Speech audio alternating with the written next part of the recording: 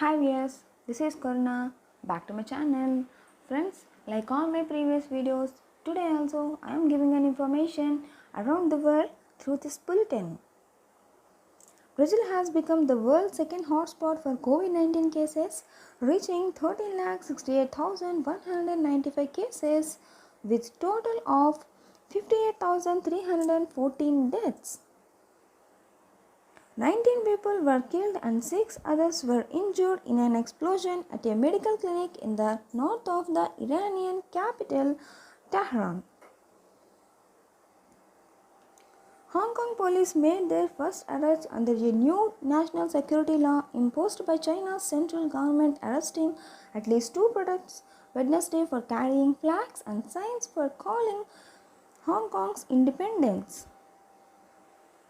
On the occasion of the 60th anniversary of the independence of the Democratic Republic of Congo, the city of Ghent organizes an official ceremony where the statue of the former King Leopold II is taken down.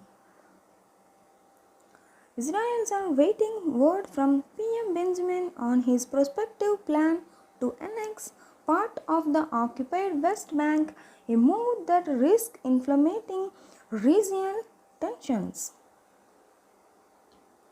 Hong Kong marks the anniversary of its handover to China under the glare of new national security law imposed by Beijing, with a man found in possession of a Hong Kong independence flag becoming the first person arrested.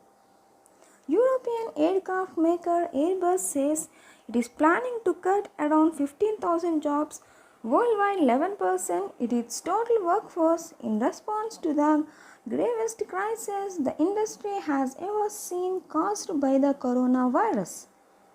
Commonwealth Games Village Sports Complex converted into COVID-19 Coronavirus Care Center in New Delhi.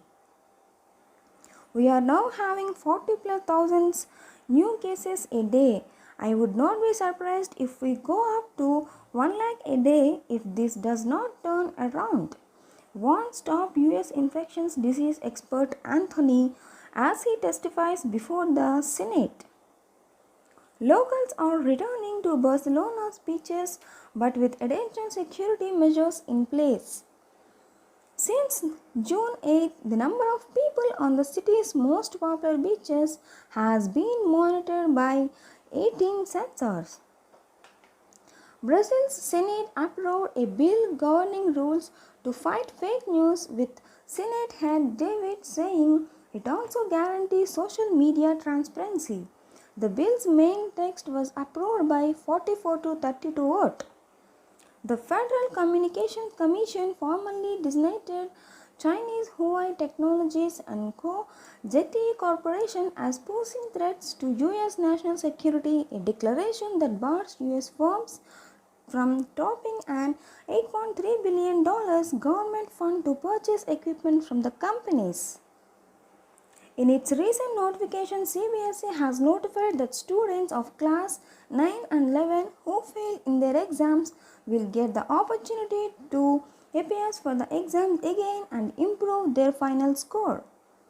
Reliance Jio, which launched Interconnect Use Charge last year, is launching a new scheme to its customers.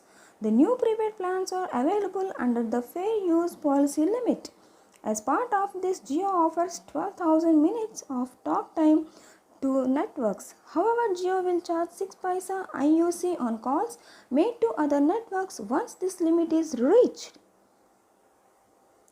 India made history by winning the Test series on Australian soil for the first time in the 2018-19 season. However, 4 years ago, the Test came to a stunning victory and was defeated in Tripoli. Indian skipper Virat Kohli said his team's confidence in the match and confidence in their side's success in Australia could win the Australia. These are all the news about today. Please share this video. Don't forget to subscribe also. Signing off today. Bye bye.